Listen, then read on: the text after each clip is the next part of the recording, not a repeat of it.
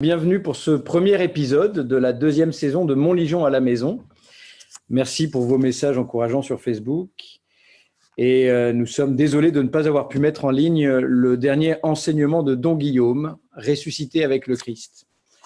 Par ailleurs, nous espérons que votre confinement n'est pas trop pénible et qu'il touche, comme pour tous, à sa fin. Nous espérons que vous êtes tous en bonne santé. Je vous propose, comme à chaque fois, le principe de cette rencontre. Nous allons couper vos micros, enfin nous l'avons fait, pour l'intervention que je vais faire, qui est d'une demi-heure environ.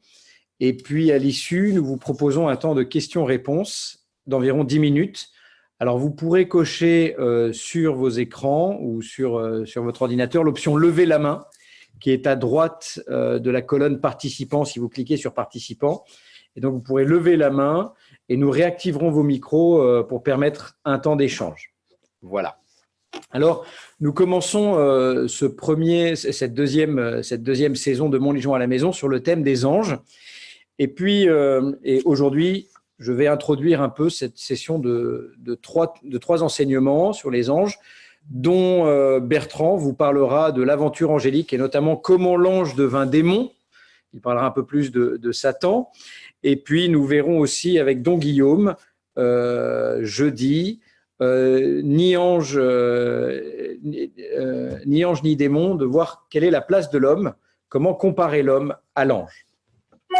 Alors, pour commencer mon propos, je vais reprendre un slogan, une chanson de Mylène Farmer qui chantait « Génération désenchantée ».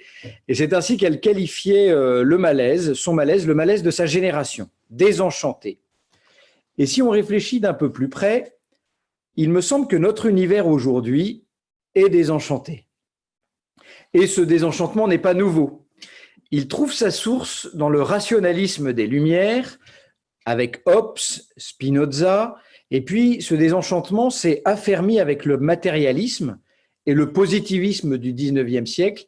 Ce positivisme, vous savez, où on érige la science comme la religion ultime.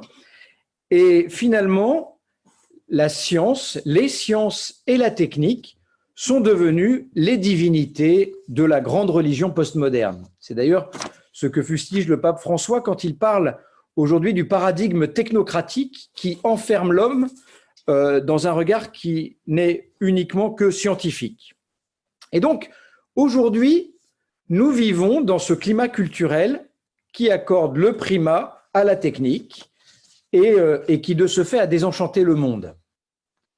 En effet, vous savez, pour les anciens, la nature était un cosmos, la nature était une œuvre de sagesse. Et avec ce tournant moderne, la nature est réduite à une plate et pure étendue matérielle. Le « je ne crois que ce que je vois », que l'on entend souvent chez nos contemporains. Je ne crois que ce qui peut faire l'objet d'une expérience scientifique, je ne crois que ce qui est mesurable et quantifiable. Avec un tel regard, quid des réalités comme l'amour, la liberté, la vérité, l'esprit, le sens de la vie? Et finalement, on se rend compte qu'aujourd'hui, devant ces questions embarrassantes, eh bien, on argue que les neurosciences, finalement, nous donneront un jour la réponse. Nous avons trouvé l'hormone de la vérité, l'hormone du sens de la vie, l'hormone de l'amour. Et donc, dans cet univers qui est technique, vous voyez, c'est une grande mécanique, l'univers, et l'homme est un robot, il est un robot fait d'hormones, de systèmes nerveux qui le déterminent. Eh bien, quelle place pour les anges?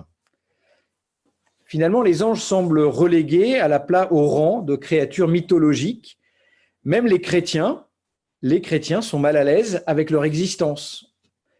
À partir des années 60, les biblistes chrétiens et puis les théologiens ont commencé à expliquer que c'était une image, un genre littéraire, un relent de merveilleux qui avait contaminé la révélation et dont il fallait se soustraire, auquel il fallait se soustraire. Et donc finalement, vous voyez, l'homme postmoderne refuse le monde invisible et de ce fait se retrouve condamné à une désespérante solitude. Finalement, dans cet univers infiniment grand de 14 milliards d'années où la Terre est une petite planète dans une toute petite galaxie, eh bien finalement, l'homme se retrouve très seul dans ce silence de l'univers, à moins à moins de trouver une trace d'intelligence dans une autre galaxie. Donc d'un côté, nous sommes profondément immergés dans cette culture qui ploie le genou devant la science. Attention, je ne remets pas en cause la science. La science, c'est une chose intéressante, c'est une discipline, ce sont des disciplines qui nous permettent de mieux connaître, de connaître le comment de l'univers. Mais le risque, finalement, c'est que l'homme moderne plie le genou devant la science qui n'a finalement qui est la seule à avoir le dernier mot sur l'univers, sur la personne humaine, sur les relations, sur la société. Et finalement, on se rend compte que face à cela, l'homme a toujours besoin que sa vie soit réenchantée. Ceci explique sans doute l'engouement de nos contemporains pour les mythes, les légendes, Game of Thrones, Le Seigneur des Anneaux, Star Wars. Notamment, je pense au Seigneur des Anneaux et à Star Wars, où vous avez clairement dans ces univers des univers antagonistes, le bon et l'univers bon, l'univers mauvais, et entre, vous avez souvent la frontière du cœur de l'homme qui essaye de se déterminer face à ces univers. Et les anges eux-mêmes, les esprits que l'on avait chassés par la porte du rationalisme froid, reviennent par la fenêtre de l'irrationalité. J'en veux pour preuve l'affection de nos contemporains pour Joséphine Ange Gardien. C'est mignon, mais il y a quelque chose finalement qui nous émerveille dans ce petit ange qui aide les hommes à mieux vivre les réalités de leur vie. La fascination pour un personnage comme Lucifer dans la série Netflix du même nom. Et Lucifer, il est d'autant plus fascinant que pour être l'ange mauvais, pour être l'ange déchu, il est quand même un peu sympathique et il a quand même le sens de la justice. J'en veux pour preuve aussi le succès des films d'horreur. Paranormal Activity, 1, 2, 3, 4, L'Exorciste, 1, 2, 3, le film Annabelle, Le Rite, tous ces films qui mettent en scène des possessions et d'autres actions démoniaques. Je pense encore aux nombreux livres qui traitent des créatures angéliques dans les rayons ésotériques de la FNAC. Communiquer avec les esprits, donner un nom à votre ange, et j'en passe. Je pense aussi aux jeux inquiétants comme le Ouija ou Charlie Charlie, ces initiatives dangereuses qui servent à invoquer les esprits et qui fascinent tant notre jeunesse. Donc vous voyez, c'est un des nombreux paradoxes de notre époque, et elle est sympathique cette époque. Mais d'un côté, vous avez ce rationaliste matérialiste, je ne crois que ce que je vois, que ce que la science est capable de quantifier, d'expliquer. Et d'un autre côté, vous avez le retour anarchique des croyances dans les esprits. Alors, dans ce contexte culturel, entre irrationalité et rationalisme froid, la foi catholique réaffirme l'existence des anges et elle réaffirme que leur existence fait partie de la révélation. Outre le fait qu'ils apparaissent de très nombreuses fois dans la Bible, les chrétiens confessent chaque dimanche dans le credo, dans le « Je crois en Dieu », la foi en Dieu, le Père Tout-Puissant, créateur du ciel et de la terre, de l'univers visible et invisible. Par ailleurs, d'autres conciles, après le concile de Nicée-Constantinople, réaffirment la foi de l'Église dans l'existence des anges. Je cite le concile de Latran IV en 1215, qui réaffirme avec autorité que Dieu, créateur de toutes les choses visibles et invisibles, spirituelles et corporelles, par sa force toute puissante, a créé de rien l'une et l'autre créature, la créature spirituelle et la créature corporelle, c'est-à-dire les anges et le monde. Et à une époque plus récente, alors que même dans le monde catholique, on est de plus en plus mal à l'aise et on se dit, on va parler des grandes vérités de Jésus, des apôtres, et on va peut-être évacuer cette question des anges, eh bien, à une époque récente, les papes Paul VI, le pape Pie XII, le pape Jean-Paul II, le catéchisme de l'Église catholique vont réaffirmer l'existence des créatures angéliques. Et ce qui est très intéressant à noter, c'est que le pape François, qui est justement un des papes en dialogue avec cette modernité, eh bien le pape François est celui qui va le plus parler des anges des derniers papes, les papes les plus récents. Et notamment, il va régulièrement revenir sur l'existence d'un adversaire que nous avons tous et qui s'appelle Satan. Vous voyez, l'Église réaffirme de manière paisible et sobre que l'Écriture sainte, que la Bible enseigne l'existence des anges et des démons. Mais avant de parler des anges et des démons, eh bien, on va d'abord se poser la question, mais qui sont-ils, les anges? Qui sont-ils? Alors, le terme ange traduit le latin angelus, qui est lui-même un décalque du grec angelos. Et angelos veut dire envoyé ou messager. Angelos, c'est le terme utilisé par la Bible grecque, la Bible des Septante, pour traduire le terme hébreu malak, qui vient du verbe envoyer. Et ce terme malak est utilisé par la Bible pour parler d'êtres terrestres ou célestes qui exercent la fonction de messager. Donc, on comprend que ange veut dire messager. C'est donc, avant d'être une nature, c'est une fonction. Certains d'entre nous ont une fonction différente. Certains sont enseignants, d'autres prêtres, d'autres retraités, d'autres, voilà, ça c'est une fonction. En revanche, nous avons tous la même nature qui est une nature humaine. Et donc, saint Augustin dit au sujet des anges, ange désigne la fonction, non pas la nature. Tu demandes comment s'appelle cette nature, esprit. Tu demandes la fonction, ange. D'après ce qu'il est, l'ange est un esprit. D'après ce qu'il fait, c'est un ange. Et donc, vous voyez que l'ange désigne, avant d'être une fonction, même s'il en est venu à désigner cette fonction, eh bien l'ange, par sa nature, par ce qu'il est un pur esprit, un esprit. Alors c'est là où c'est un peu compliqué pour nous, c'est que notre connaissance passe par les sens, nous dit Aristote, par le toucher, par l'ouïe, par l'odorat, par la vue. Tout ça nous permet d'expérimenter le monde et d'abstraire des concepts, des idées. Mais toute notre connaissance passe par nos sens. Et là, la difficulté d'un pur esprit, c'est qu'on ne peut pas l'appréhender par les sens. On ne peut pas le voir, on ne peut pas l'entendre, on ne peut pas le sentir, on ne peut pas le toucher. D'où la difficulté pour l'homme d'appréhender cette nature angélique, cette créature purement spirituelle. Alors existe-t-il ces anges? Parce que maintenant qu'on a parlé de ce qu'est un ange, il faut quand même se poser la question, est-ce qu'il est raisonnable de croire qu'ils existent?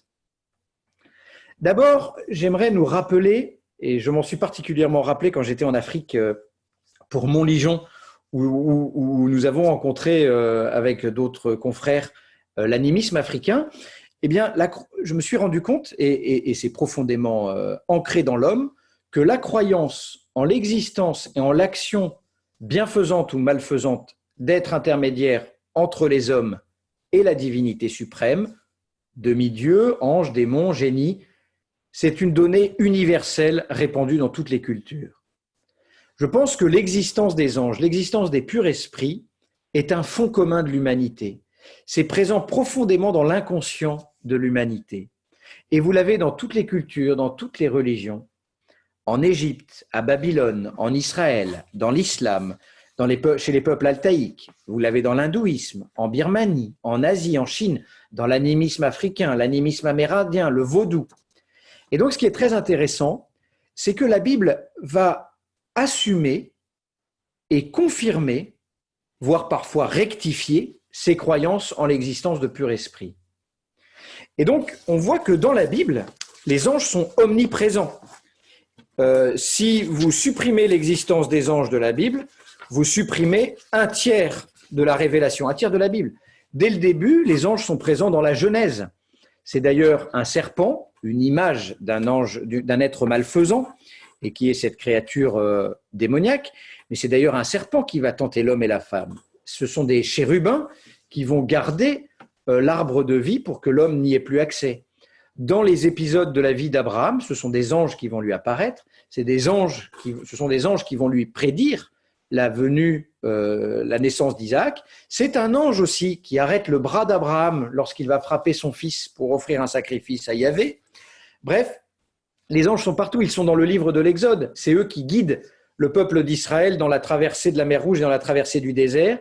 Ils guident les prophètes, ils viennent sauver le prophète Élie qui en pleine dépression se jette au sol et demande la mort, et c'est un ange qui vient justement le nourrir et le réconforter. C'est un ange aussi qui vient sauver Agar, vous savez, la femme d'Abraham, qui a été reniée et qui jette son fils à l'ombre d'un buisson et qui attend la mort. C'est un ange qui va venir sauver Agar. C'est un ange, c'est des anges aussi qui vont se manifester plus tard au prophète Daniel, à Ézéchiel, au prophète Zacharie. C'est des anges aussi qui sont présents dans le livre de Tobie avec le démon Asmodée qui attaque Sarah et l'ange Raphaël qui va venir guider et sauver Tobie, guérir Sarah. Donc les anges sont partout dans l'Ancien Testament avec cette figure de Satan qui se détache, une figure qui fait partie de la cour divine dans le livre de Job et une figure qui va s'opposer au peuple d'Israël, qui va s'opposer à l'archange Michel. On a cette figure maléfique qui s'approfondit, qui apparaît de plus en plus dans la Bible. Et puis ensuite, dans le Nouveau Testament, alors que l'ange, l'envoyé par excellence, c'est le Fils, eh bien les anges accompagnent la venue de cet envoyé. C'est l'ange Gabriel qui annonce la naissance de Jean-Baptiste à Zacharie, au père de Jean-Baptiste. C'est l'ange Gabriel qui annonce à Marie qu'elle va être la mère du Sauveur.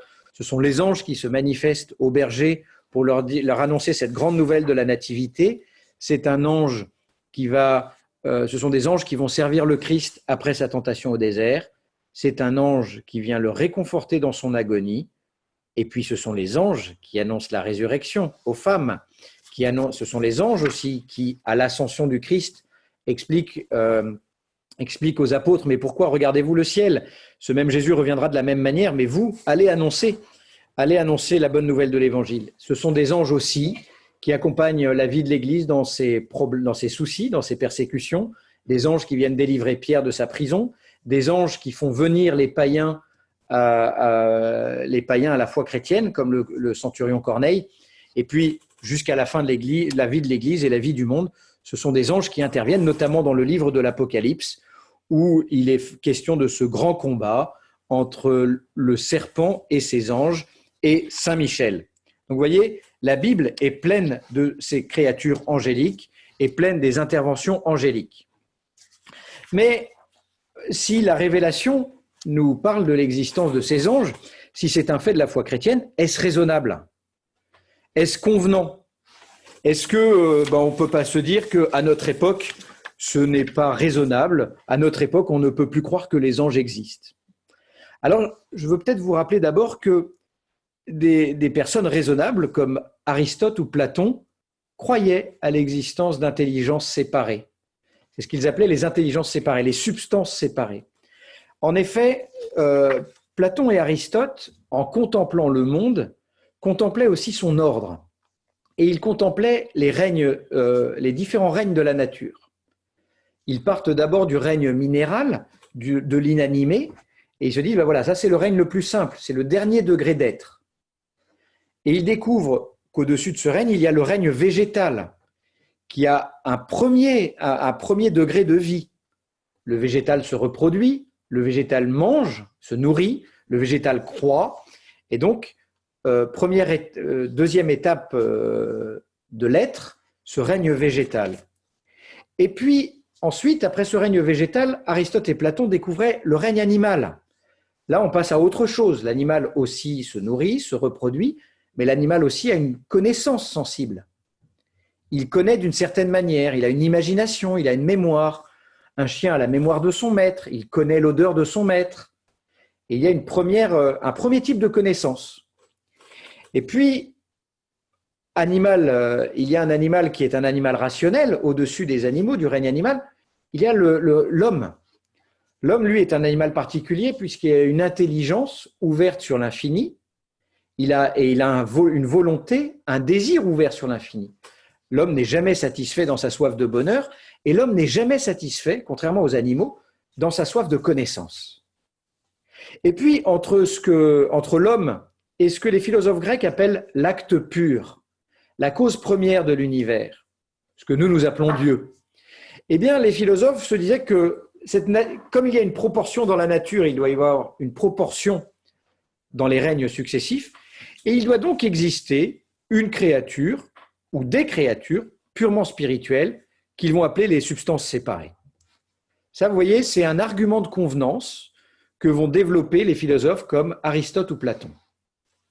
Saint Thomas d'Aquin, lui, va partir de Dieu et explique que toutes les perfections de l'univers nous parlent de Dieu. L'univers lui-même est un miroir de Dieu. Or, parmi les perfections de Dieu, il y en a deux particulières qui sont la science divine, son intelligence et l'amour.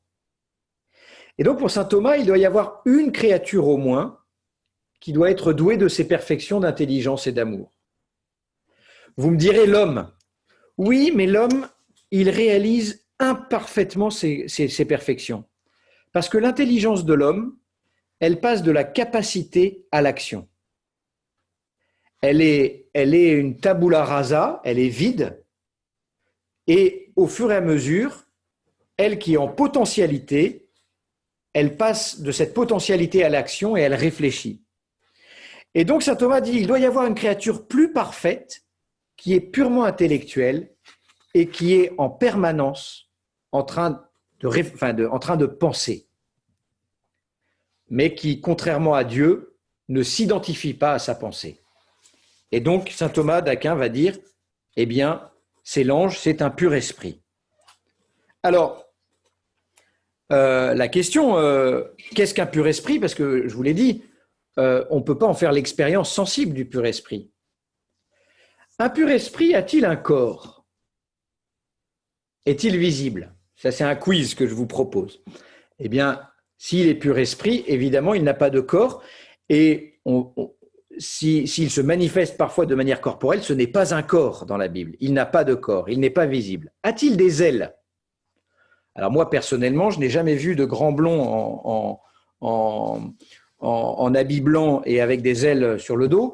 Les ailes, évidemment, sont un symbole que l'ange appartient à la cité céleste, au monde de Dieu. S'il n'a pas de corps, s'il est un pur esprit, est-ce qu'il peut mourir? Est-ce qu'il est mortel? Eh bien, la mort, la maladie sont liées aux réalités corporelles, et donc l'ange est par nature immortel. L'ange ne peut pas mourir, il ne peut pas tomber malade. Il y a d'autres questions. Quel est le lieu de l'ange? L'ange n'est pas comme nous dans un lieu. Nous, c'est notre corps qui nous situe dans un lieu. Eh bien, les théologiens, saint Thomas d'Aquin qui va construire une grande synthèse sur l'ange à partir notamment de la révélation et de la philosophie d'Aristote, va nous expliquer que l'ange, il n'est pas enfermé dans un lieu, mais il est dans un lieu dans sa manière d'agir. C'est par son action qu'il est dans un lieu. Pareil, l'ange a un temps, mais il n'a pas le même temps que nous. Nous, le matin, nous nous levons, nous nous brossons les dents, nous nous habillons et nous vivons dans ce temps qui est continu. Les théologiens vont découvrir un temps pour l'ange qui est un temps discontinu. Il passe d'une activité instantanément, d'une activité à une autre. Est-ce qu'il y a un monsieur et une madame ange? Là encore, la question du sexe des anges, qui était une question byzantine complètement superflue, qui se posait dans le cadre justement de la corporéité des anges, eh bien, si l'ange est un pur esprit, il n'a pas de corps, et donc la différence sexuelle qui vient du corps, eh bien, ne concerne pas les anges. Il n'y a pas de monsieur ange et de madame ange. L'ange n'est pas sexué. Donc, peuvent-ils avoir des enfants anges? Eh bien, non. Et d'ailleurs, c'est ce que dira le Padre Pio. Il dira il y a deux choses que nous envient les anges, et notamment, ils ne peuvent pas avoir d'enfants, ils ne peuvent pas transmettre cette vie. Les anges ont-ils une intelligence?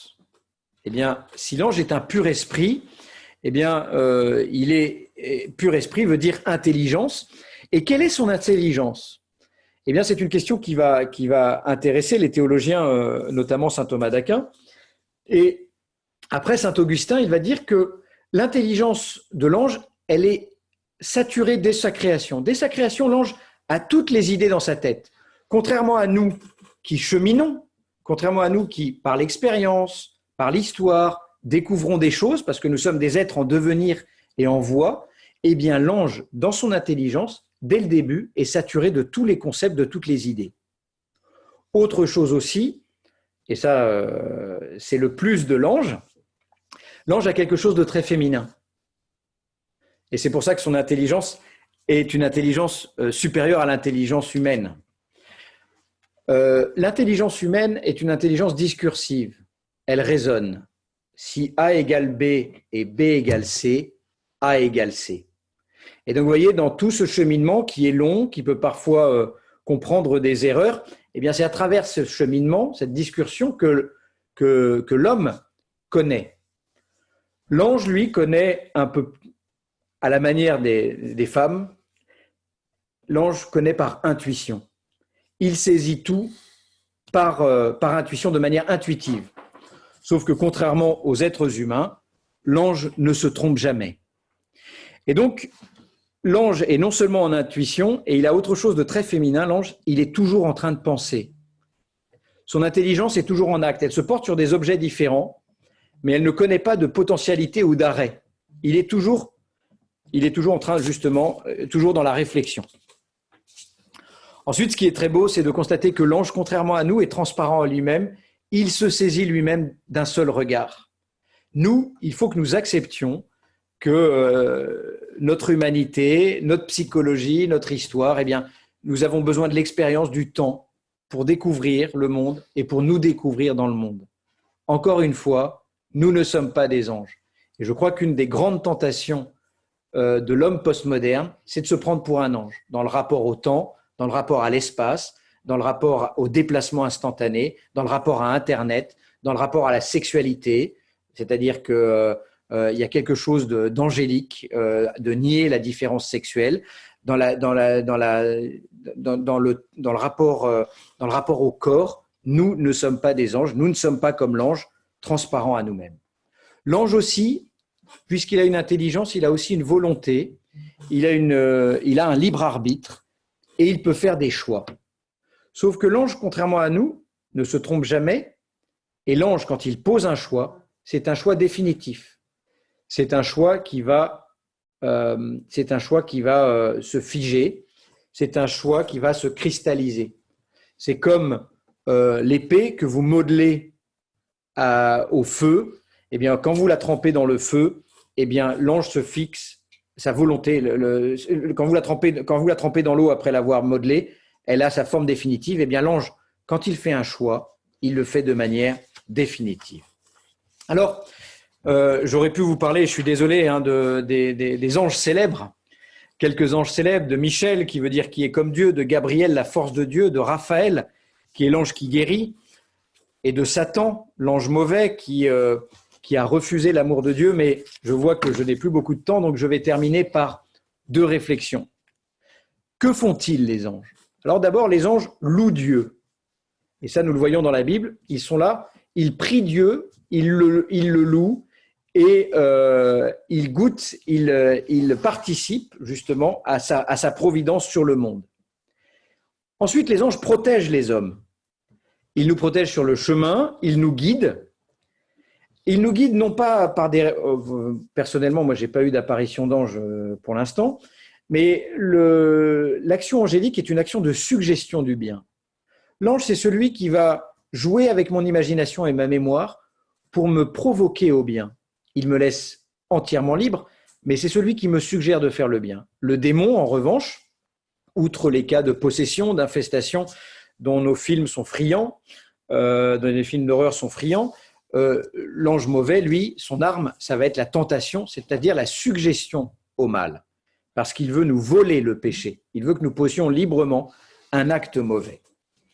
Voilà, donc ça c'est... Et puis l'Église croit à l'existence de cet ange gardien, de cet ange qui a été préposé dès notre conception et jusqu'à la fin de notre pèlerinage terrestre à notre garde, c'est-à-dire un ami qui veille sur nous et qui nous guide sur le chemin de la vie. Je voudrais terminer juste par cette question, c'est une conclusion, à quoi servent les anges ?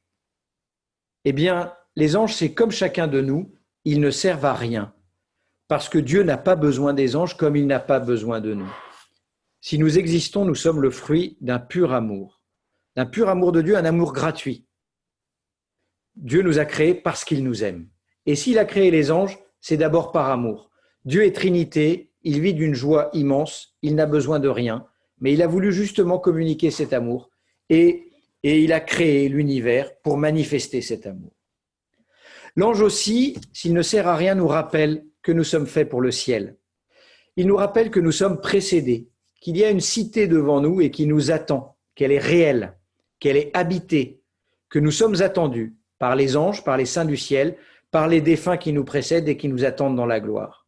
L'ange nous rappelle, il est ce doigt vers le ciel qui nous dit que nous sommes faits pour la vie avec Dieu, la vie bienheureuse. L'ange aussi nous rappelle que notre existence a quelque chose de dramatique parce que nous faisons des choix. Et l'ange, lui, a fait un choix. Il s'est ouvert ou il a refusé l'amour de Dieu au moment de sa création, dans un choix définitif. Les anges bons sont entrés dans la gloire et dans l'amour et dans le projet de Dieu. Les anges mauvais sont entrés dans la haine et le refus de l'amour. Eh bien, nous aussi, comme ces grands frères, nous sommes invités au cours de notre vie à faire des choix qui construisent notre choix fondamental, le grand choix que nous ferons à l'heure de notre mort. Et ça, l'ange nous rappelle que notre vie est sérieuse, que notre vie, ce n'est pas n'importe quoi et que nous sommes responsables de ces choix. Voilà. Il nous rappelle aussi, tout au long de la Bible, que Dieu dispense sa miséricorde jusqu'au bout. Jusqu'au bout, Dieu veut nous sauver et nous faire goûter à la vie éternelle. Enfin, les anges nous rappellent quelque chose de très beau, je trouve, c'est que les anges interviennent de manière mystérieuse dans le gouvernement de l'univers. Maritain dira qu'ils sont intervenus dans l'évolution, dans le processus de l'évolution, peut-être en donnant des formes à de nouveaux animaux. Et ça, sans doute que c'est une hypothèse du philosophe Jacques Maritain. Mais les anges nous rappellent que nous participons tous au gouvernement de l'univers, non pas parce que Dieu a besoin de nous. Dieu peut gouverne ce monde par lui-même, il peut tout faire par lui-même, il n'a pas besoin de nous.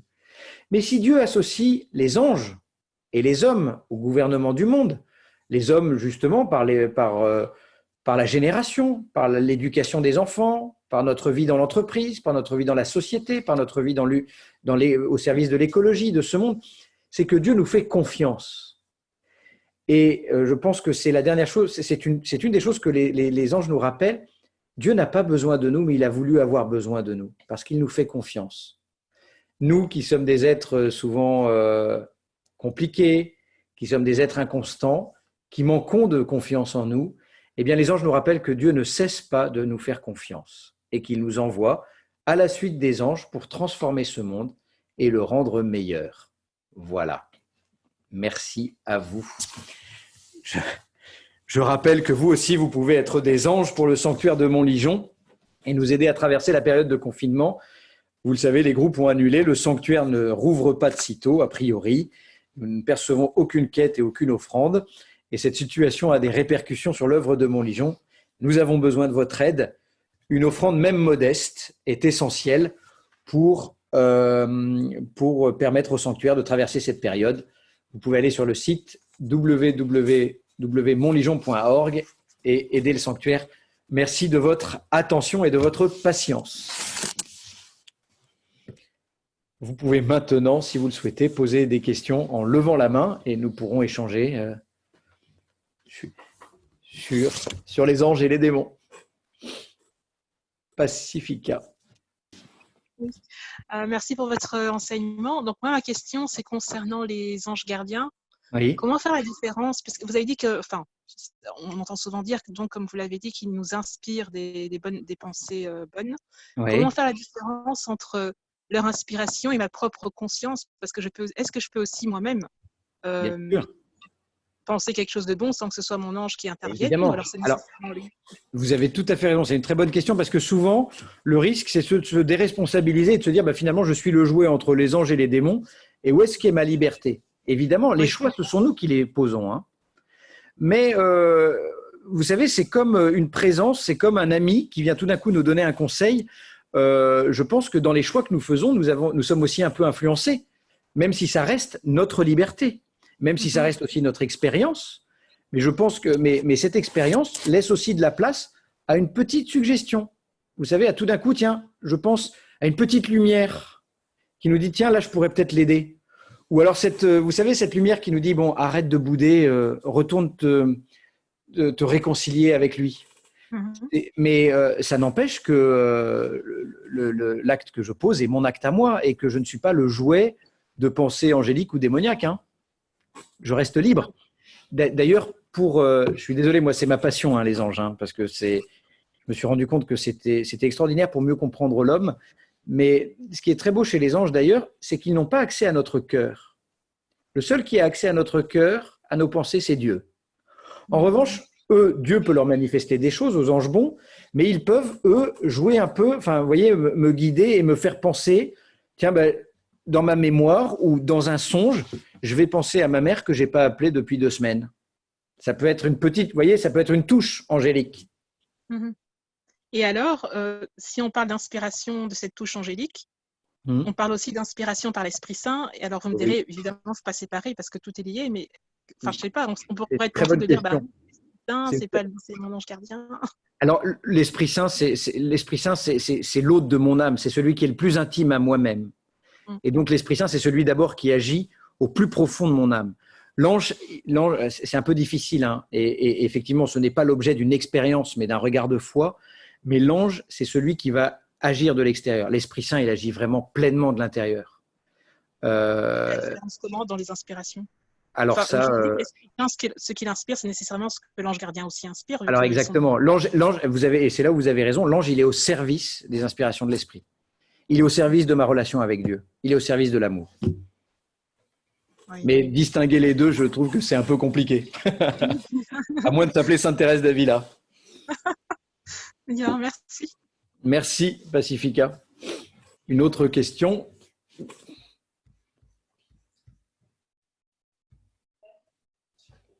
Bonjour, Cyril, vous avez… Oui, bonjour Cyril. Merci beaucoup pour votre intervention.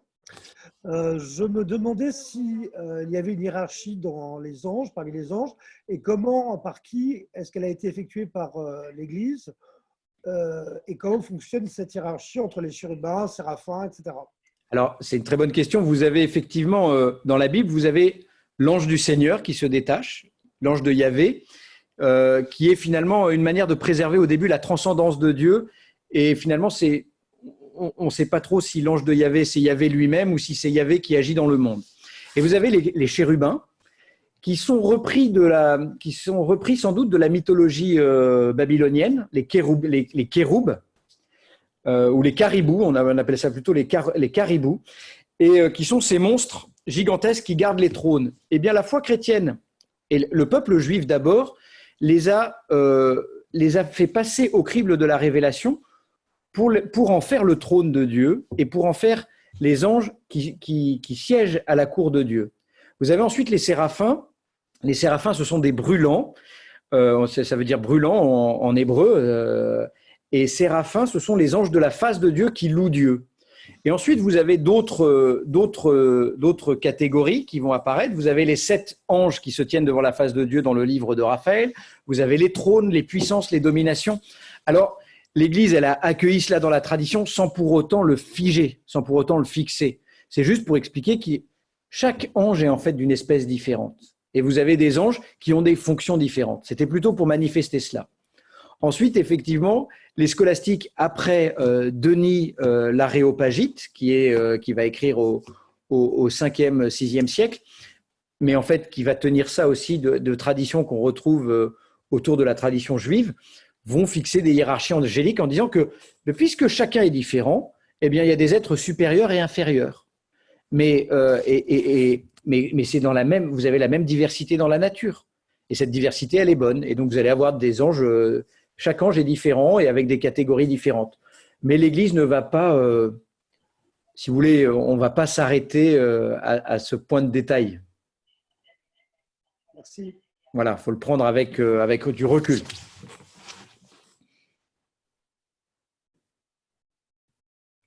Une autre question ?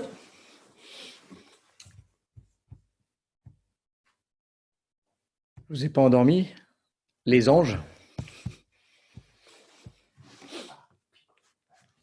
Une question. Tu as une question, Lucas ? Donc, peut-on avoir plusieurs anges gardiens ? Alors ça, dans la foi de l'Église, on le dit… c'est intéressant parce que, bon, allez, tant pis, au risque de vous saouler, je vais quand même me lancer un peu là-dedans. Les anges sont quasiment innombrables parce que pour les pères de l'Église, si la création est belle déjà et qu'elle est déjà très variée, le monde invisible est encore plus nombreux, encore plus beau, encore plus grand que le monde visible. Et donc, les anges sont innombrables et les anges œuvrent au gouvernement de l'univers. Vous avez, du coup, chez certains pères de l'Église, des anges qui protègent des peuples. Enfin, vous l'avez déjà dans la Bible, l'ange d'Israël, l'ange du royaume de Perse. Nous croyons qu'il y a l'ange de la France, il y a l'ange des communautés. Saint François de Sales, quand il allait dans une paroisse, il s'adressait d'abord à l'ange de la paroisse en lui demandant de l'accueillir. Et nous avons aussi un ange personnel, mais là, vraiment qui nous guide de manière particulière. D'ailleurs, chez Fra Angelico, dans une des fresques, vous avez l'ange gardien qui accueille son protégé au ciel, et l'ange gardien a la même bouille que le gros dominicain qui rentre au ciel, parce que Fra Angelico était dominicain, donc tous les dominicains rentrent au ciel, les évêques et les prêtres sont tous en enfer. Mais donc vous avez ce gros dominicain joufflu qui a un ange en face de lui qui a la même bouille et qui l'enserre pour bien montrer, voilà, pour montrer cette grande amitié et que cet ange-là, il est vraiment préposé à la garde de cet homme-là. Ensuite, vous avez, alors je vais pas mais vous aviez chez Maritain qui relie saint Thomas, vous avez un ange des espèces.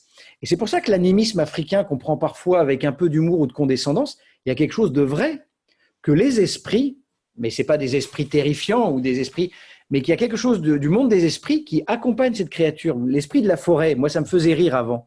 Mais quand je travaille les anges chez les pères de l'Église, sans vénérer ces esprits de la forêt, mais il y a quelque chose de l'ange qui protège la création.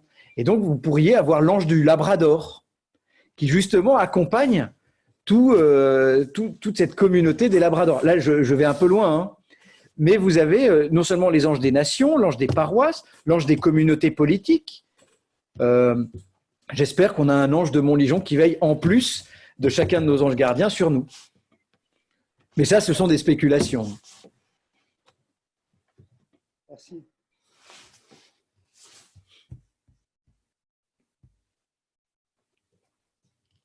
N'ayez pas peur de poser des questions dans ce domaine-là. Enfin, dans tous les domaines, d'ailleurs, il n'y a pas de questions idiotes, il n'y a que des réponses qui peuvent paraître idiotes. Il y a une question. Armel, vous avez une question. Oui, bonjour, merci pour votre intervention. Est-ce que dans le catéchisme de l'Église, il est mentionné, les anges sont mentionnés? Oui, bien sûr. Vous prenez tout le chapitre de Dieu créateur, le Père Tout-Puissant, au tout début dans le credo, créateur du Père Tout-Puissant, créateur du ciel et de la terre. Et là, dans le ciel et la terre, vous avez 5 pages du catéchisme sur la création du monde angélique et aussi vous avez une mention des mauvais anges et de Satan qui est réaffirmé, mais comme le pape François le fait et le fait à chaque année au moins, comme un être personnel. Pas une idée. Satan est une personne. Oui. Oui, dans le catéchisme de l'Église catholique. Et c'est à partir des catéchèses de Jean-Paul II d'ailleurs, de 86-87. Est-ce que Satan a aussi sa hiérarchie d'anges? Alors, je vais revenir chez les pères. Les pères de l'Église disent que Satan est tombé. Vous le verrez ça avec Dom Bertrand. Et Satan, en tombant, vous avez le dragon dans l'Apocalypse qui balaye un tiers des étoiles du ciel qui tombent sur la terre. Eh bien, les pères de l'Église ont lu comme une allégorie de la chute des anges. Et comme Satan, pour la plupart des pères de l'Église, enfin pour tous les pères de l'Église d'ailleurs, et pour les théologiens du Moyen-Âge, Satan est le premier des anges. Et donc lui aussi a recréé une société démoniaque dont Jésus parle d'ailleurs dans l'Évangile. Si Belzébuth est divisé contre lui-même, comment son royaume se maintiendra-t-il? Et donc s'il y a un royaume de Satan, il y a forcément une hiérarchie dans cet ordre des anges, des mauvais anges.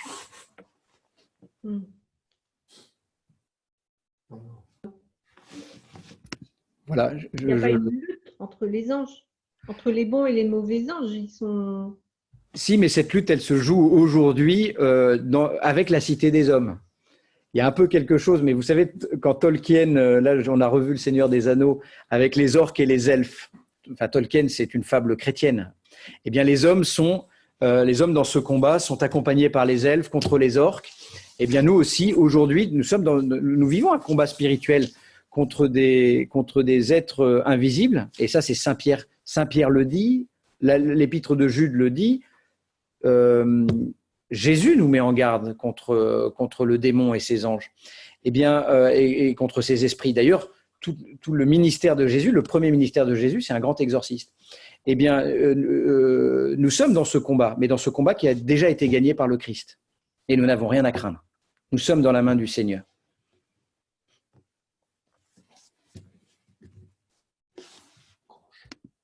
Oui. Oui. Bonjour, Don Paul. Bonjour, Marianne. Merci. Je suis contente et merci de votre enseignement. Hein, c'est passionnant. Alors, j'ai une question.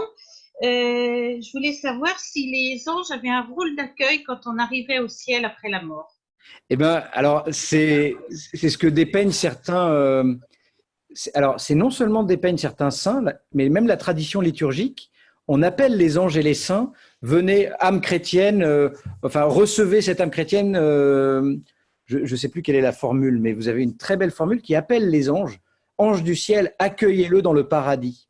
Et vous aviez une vieille tradition de l'archange Saint Michel, qui est l'archange qui est justement celui qui aide au jugement de l'Esprit Saint. Donc l'ange est représenté dans la tradition liturgique, dans l'iconographie, comme celui qui accueille son protégé au ciel, comme celui qui nous attend. D'accord. Donc il y a une armée d'anges qui nous accueille. Oui. Et en fait, alors moi, on le verra le jour de notre mort, mais on m'a parlé de cette petite phrase du bienheureux Dominique Savio qui meurt à 12 ans. Vous savez, le petit protégé de Don Bosco, et qui dit à son père au moment de mourir, « Ce que je vois comme c'est beau ». Et je pense que dans cette grande beauté, je pense que ces êtres angéliques, les anges nous attendent. Ils sont nos grands frères. Ils sont magnifiques, les anges. Une autre question ? Cécile et Arnaud. Oui, bonjour Jean-Paul. Bon, là, en l'occurrence, c'est Arnaud. Cécile est moi. J'ai déjà un grand merci pour vos enseignements. C'est vraiment très, très intéressant et c'est très profitable. On a malheureusement raté le précédent de Don Guillaume. C'était la fois où on pouvait pas être là et la fois où ça n'a pas pu être enregistré. Tant pis. Ma question est très, très basique. J'ai envie de dire, ce serait une question d'enfant, de curiosité d'enfant. La question d'un astrophysicien quand même. Je vous écoute. C'est comment on identifie les anges, comment on sait comment ils s'appellent, ou est-ce que c'est nous qui leur donnons? Enfin, je m'interroge sur globalement comment on peut enrichir notre connaissance du monde des anges. Alors, d'abord, je vais juste profiter que vous posiez la question pour vous dire que souvent, quand je pense au monde invisible, je pense à vous qui contemplez l'univers. Et on se dit, l'univers, il est tellement beau. Et bien, cet univers angélique, il nous montre, déjà, l'univers nous montre que Dieu est grand. Et l'univers angélique nous montre aussi à quel point Dieu échappe complètement à tout ce qu'on peut comprendre ou saisir de lui. Alors, pour les anges, c'est la Bible qui va nous révéler les noms des anges. C'est la Bible qui va nous parler de Saint Michel, c'est le livre de Daniel et Saint Luc qui vont nous parler de l'ange Gabriel, c'est le livre de Tobie qui va nous parler de l'ange Raphaël. Et puis Satan, on le voit apparaître dans le livre de Job, chez le prophète Malachi, Malachi, et Jésus va donner son nom. Donc les anges, nous ne connaissons pas leur nom. C'est vrai que c'était une question, et la littérature ésotérique en est folle, en est très friande, de connaître tous les noms des anges. Et à l'époque de Jésus, il y avait déjà ce courant essénien. Le grand disciple essénien, c'était celui qui était capable de connaître tout le nom des 120 anges. Alors, il y a des livres de la littérature apocalyptique juive qui nous donnent le nom d'Ouriel et tout ça, mais ça fait pas partie de la foi chrétienne. Et puis, après tout, on s'en fiche. C'est pas le plus important. Si la révélation nous donne quelques noms, eh bien, notre ange, il est tellement, c'est pas une, vous voyez, c'est peut-être, faut accepter de pas connaître son nom. Et vous pouvez l'appeler comme un jeune fiancé appelle sa belle-mère en lui disant un. Ok, je vois. Ok, merci. Pas s'il faut dire madame, bonne maman, ma machine, enfin voilà. Je ne sais pas si ça répond à la question, mais j'ai… Alors moi, ma question, mais peut-être que tu as déjà répondu en répondant à la précédente question. Est-ce que je peux parler à mon ange? et pourquoi? Bien sûr. Ah, ouais. Voilà. Eh ben, c'est une très bonne question. Ben, c'est une vieille tradition. Alors, d'abord, l'ange gardien, ils ne viennent pas de nulle part, hein. C'est Jésus qui nous parle de l'ange. Vous savez, quand il dit « Gardez-vous de scandaliser un seul de ces petits, parce que leur ange contemple sans cesse la face de mon Père, la face de Dieu. » Donc, Jésus nous confirme, c'est Jésus qui nous dit que chacun de ces petits, et moi-même qui suis un de ces petits, je suis protégé par un ange. Et bien sûr, nous sommes invités à le prier, l'ange gardien. Il y a une vieille tradition dans la foi chrétienne de la prière le matin ou la prière le soir ou la prière en journée à l'ange gardien. L'ange gardien, c'est une créature terrible parce que je vous l'ai dit, enfin, il faut bien le comprendre, mais l'ange est une créature terrible parce qu'elle nous dépasse. Il est infiniment plus intelligent, infiniment plus parfait que nous. Mais ce qui est très beau, c'est que cette créature devant laquelle parfois les prophètes vont trembler, eh bien cette créature est mon grand frère qui est à mon service. Et mon grand frère, bien sûr, qu'il attend que je lui exprime mon amitié, mon remerciement, mes désirs, mes doutes. Je pense que comme c'est un ami, et c'est un ami qui me connaît mieux que quiconque. Il me connaît depuis ma naissance, et il m'accompagne depuis ma naissance. Il connaît mes chutes, il connaît mes réussites. Il sait ce que, même s'il ne rentre pas en profondeur dans mon cœur, parce que ça, c'est le sanctuaire de Dieu, eh bien, il me connaît. Et bien sûr que je suis invité à lui parler, à lui confier ma vie. Je peux même, quand je vais avoir un rendez-vous compliqué avec quelqu'un, prier mon ange d'aller rencontrer l'ange gardien de cette personne. Ça paraît naïf. Alors moi, on le voit dans une pièce de Marcel Pagnol, de Marcel Aimé, qui a pleuré de rire. Alors Marcel Aimé, bien sûr, c'est pas un grand dévot, mais il met en scène justement des anges qui se croisent et qui disent « Ah, mon protégé, c'est un gros nul, il est encore tombé dans l'alcool. Ah, moi, m'en parle pas. » Mais il y a aussi des interactions angéliques et je peux demander à mon ange d'arranger les choses avec l'ange de mon patron, par exemple, ou d'un subordonné ou d'un ami. Au même titre que je peux parler à mon ange, est-ce que je peux parler à mon vieux grand-père qui a quitté ce monde? Alors, c'est pas du même ordre. Parce que justement, la révélation a tout de suite distingué le monde des morts et le monde des anges. Les anges sont en interaction avec nous ici-bas dans leur action.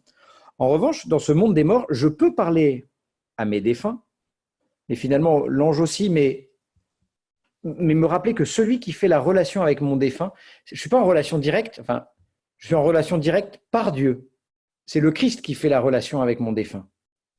Donc, je ne parle pas à mon défunt comme un esprit qui plane autour de moi, parce qu'il n'est plus là, il n'est plus ici, il n'interagit pas avec moi directement, mais par la prière, dans la vie surnaturelle, en Dieu, eh bien sûr, il m'écoute et je peux le faire, mais toujours en me rappelant que celui qui fait le lien, c'est le Christ. Nous sommes trois dans cette relation. Et c'est même beau parce que c'est le Christ qui va venir purifier cette relation et qui va venir l'élever, qui va venir la rendre belle. Donc, dans la relation, dans le monde des vivants, je parle à mon ange qui peut aller voir l'ange de... Alors, tu peux le faire avec... Oui. Je dois avoir peut-être un différent et je voudrais résoudre ce différent. Par contre, oui. Dans le domaine des défunts, et là, je m'adresse au Christ. Non, mais je peux m'adresser à mon défunt, mais dans cette communion qui est permise par Dieu seul. C'est lui qui fait ce lien. Et ne jamais oublier que c'est le Seigneur, c'est l'amour, c'est l'Esprit Saint qui fait ce lien de la communion des saints. Bon, j'ai été bavard. J'espère que je ne vous ai pas endormi. Et je vous remercie pour votre patience et pour votre persévérance. Et donc, je vous rappelle que demain, à 17h, eh bien, Dom Bertrand nous fera part de l'aventure angélique et notamment de cette question, comment l'ange devint démon? Voilà. Quelques sensations en perspective. Bonne soirée à vous tous.